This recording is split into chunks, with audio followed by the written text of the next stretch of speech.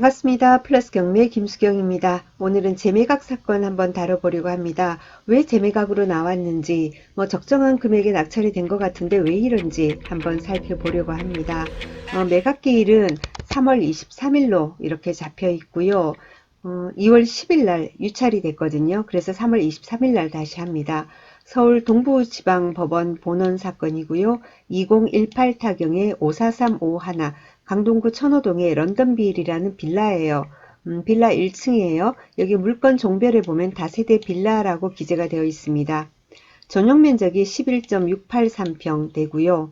감정가 2억 4천인데 이번에는 감정가의 거의 반값이죠. 51% 됩니다. 1억 2,288만원 이렇게 되어 있고요. 재매각이라서 20%의 입찰 보증금을 준비하셔야 합니다. 9월 2일날, 이제 작년 9월 2일날 2억 4천 감정에서 시작을 했습니다. 한 번 유찰되고 1억 9,200, 그리고 두 번 유찰되고 최저가 1억 5,360만 원일 때 3명이 입찰을 했습니다. 3사람이 입찰했고 낙찰가는 1억 9,488만 원이었어요. 차순위 1억 2,250만 원 이렇게 보이네요. 자, 그런데 잔금을 미납을 했습니다. 그래서 다시 재경매가 진행이 돼서 2월 10일 1억 5,360만 원 다시 최저가에서 진행을 했는데 이번에는 아무도 입찰 안 했고요. 그래서 3월 23일 날 1억 2,288만 원으로 진행하는 사건입니다. 자, 등기부 한번 보겠습니다. 등기부 현황 볼게요. 등기부 현황 보니까 2016년 5월 18일 2016년 5월 18일 소유권 이전됐고요. 그 당시 거래가액이 2억입니다. 2억이고 그리고 잔금 내기 위해서 담보대출을 영등포 농협에서 받았습니다. 그래서 소유권 이전되는 날 근저당이 동시에 이제 설정이 되어 있습니다. 2016년 5월 18일. 자, 그래서 여기 제일 먼저 근저당이 나왔기 때문에 여기가 말소 기준 등기가 되겠죠. 2016년 5월 28일, 아니 5월 18일 근저당. 자, 이 근저당권자 영등포 농협에서 2018년 11월 9일 날 경매를 신청했습니다. 그 뒤에 이제 압류가 들어와 있고요. 그 외에는 없어요. 그래서 등기부 깔끔하지 않습니까? 근저당 하나 있고 압류 하나 있는 정도. 그렇게 되고요. 그럼 임차인 현황 한번 보겠습니다. 말소기준 근리는 2016년 5월 18일에 근저당입니다. 자, 그런데 조사된 임차 내역이 없습니다. 그러면 현황조사서하고 매각물건 명세서를 볼까 하는 생각이 듭니다. 현황조사서란 것은 경매에 신청이 들어오면 집행관이 현장에 가서 조사를 한 내역입니다. 경매 신청 들어오면 즉시 나가거든요. 그래서 2018년 11월 16일 날 나가고 2018년 11월 23일 날 이렇게 두 차례에 걸쳐서 나갔다고 합니다. 자, 나갔는데 어떻게 돼 있냐면은 본건 부동산에 현지 출장하였으나 폐문 부재에 이어서 점유자를 만날 수가 없었다. 매각물건 명세서, 아니 현황조사서 보면 매일같이 보는 그런 문구죠. 폐문 부재, 그죠? 띵동 했는데 사람을 못 만났다. 문은 닫혀 있더라. 이 말이죠. 그래서 그러면은 동사무소에 가서 전입세대 열람을 한번 해봅니다. 그죠? 전입세대 열람 내역 결과 본건 부동산에는 소유자만 주민등록부에 등재되어 있다. 라고 합니다. 그러니까 임차인이 없는 거죠. 그죠? 물론 전입은 소유자가 돼 있고 사는 거는 제3자가 살 수도 있습니다. 하지만 어느 제3자가 산다 하더라도 전입이 되지 않은 제3자 같은 경우에는 대항력이 없잖아요. 그래서 우리가 잘 알 수 없는 그죠? 익명의 어떤 임차인 보증금을 인수한다든지 그런 위험은 일단은 없는 겁니다. 그죠? 그리고 부동산의 현황에서 여기 밑에 한번 보세요. 본건 부동산 벽면에는 런던빌이라고 표기되어 있었다. 본건 부동산은 도로가 바로 옆에 위치한 다세대 주택으로 본건의 주변에는 주로 주상복합 건물과 다세대 주택이 많은 지역이었다. 본건 부동산은 주변에 주로 신축 건물이 대부분이어서 이 건물도 몇 년 안 된 거예요. 도로가 깔끔하고 본건 부동산도 겉모습만 육안으로 보아 새로 신축된 건물 같아 주변 환경은 양호하게 보였다. 본건 부동산은 아파트는 아니지만 1층에 주차장이 마련되어 있었고 대중교통이 편리하게 보였으며 생활 편의시설 접근도 양호한 것으로 여겨져 주거 여건도 양호하게 보였다. 아주 양호하게 보였다. 이런 내용들이 계속 나옵니다. 자, 그리고 매각물건 명세서를 보겠습니다. 매각물건 명세서는 법원 그 집행관의 현황 주사서 그리고 등기부 등본 그 두 가지를 종합적으로 해가지고 우리한테 제공을 해주는 겁니다. 법원에서.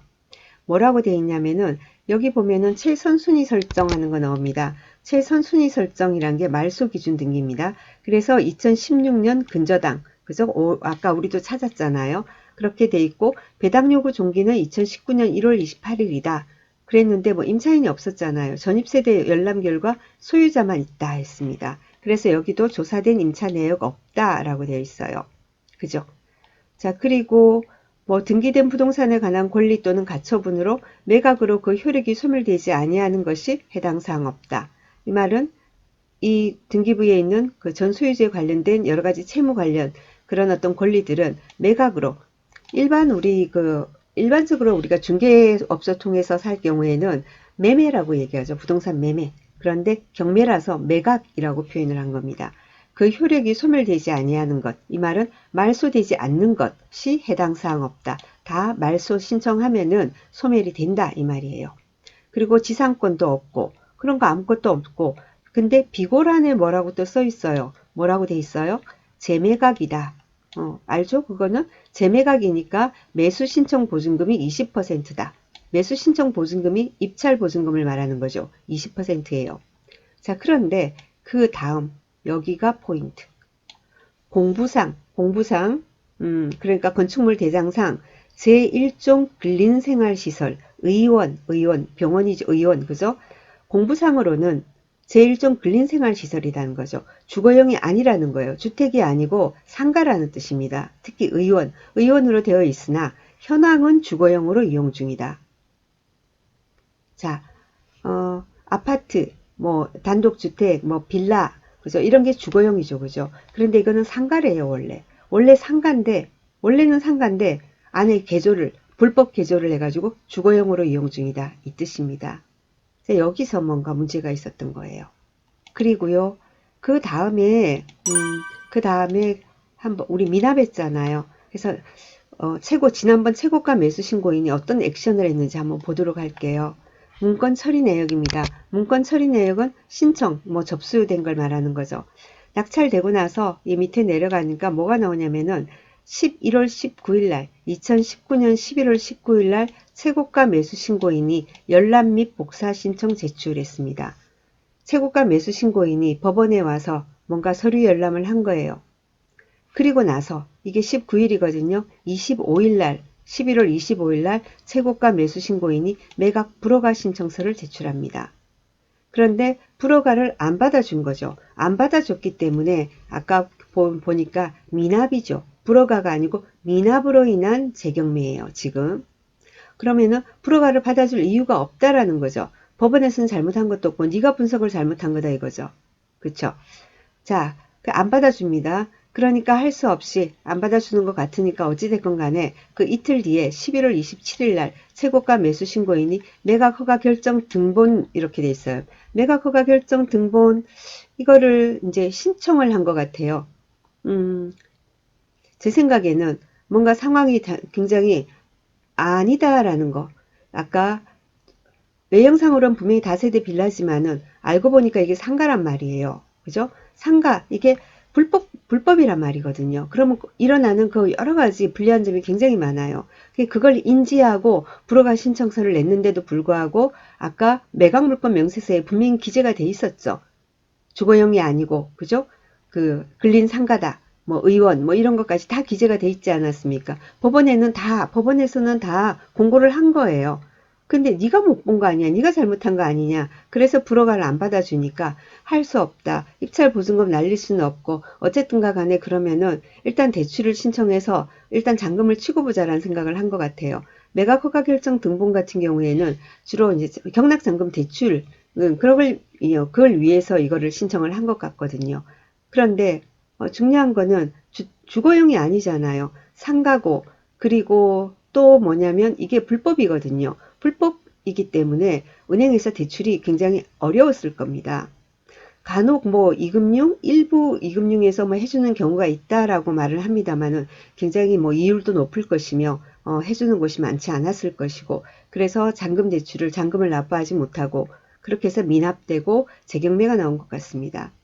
자, 그러면은 근생빌라에 대해서 잠깐만 언급을 좀 할게요. 제가 그래서 근생빌라에 대해서 여러분한테 뭔가 알려드리려고 메모를 몇 가지 했어요. 제가 성격이 급하다 보니까 뭐라고 말을 하다 보면 정작 해야 될 말을 뭐 몇 가지 빼먹기도 하고, 그래서 오늘은 좀 단단히 좀 메모를 했습니다.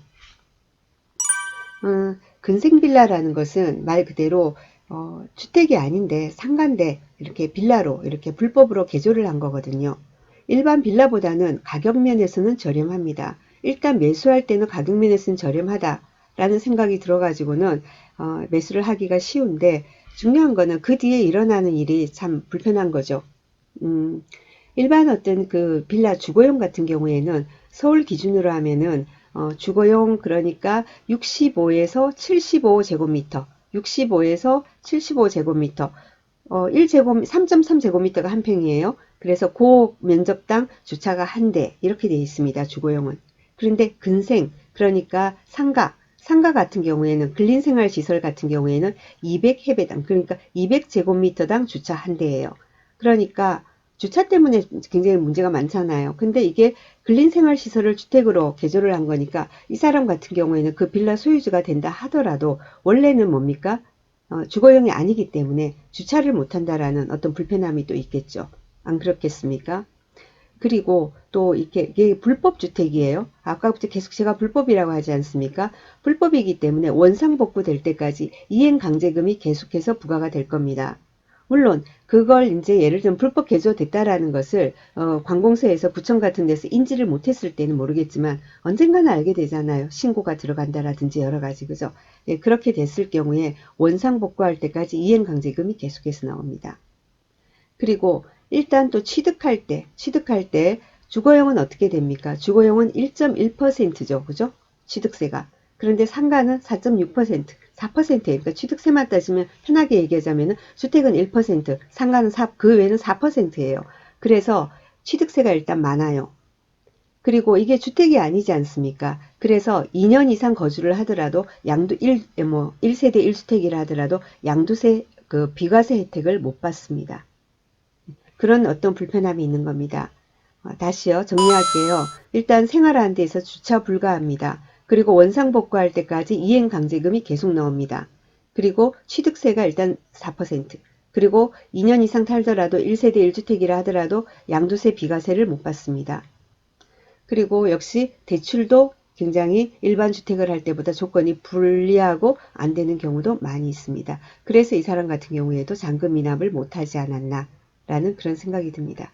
자, 그런데 이런 주택에 예를 들면은 누가 뭐 임차인이 들어온다 그랬을 때 그 임차인은 현황은 일단 주거용이기 때문에 주택임대차 보호법에 있어서 임차인으로서는 보호는 받을 수 있습니다. 그런데 이제 소유주로서 굉장히 불리한 점이 상당히 많이 있는 거죠. 그죠? 그래서 아마 이 사건은 이제 잔금을 미납하고 재경매가 나와 있는 그런 사건이에요. 그런데 이 당시에 말이에요. 2019년 11월 18일 날 어떻게 3명이나 이렇게 입찰을 했었습니다. 1억 9,488만 원 이 받은 사람, 이 사람, 그죠?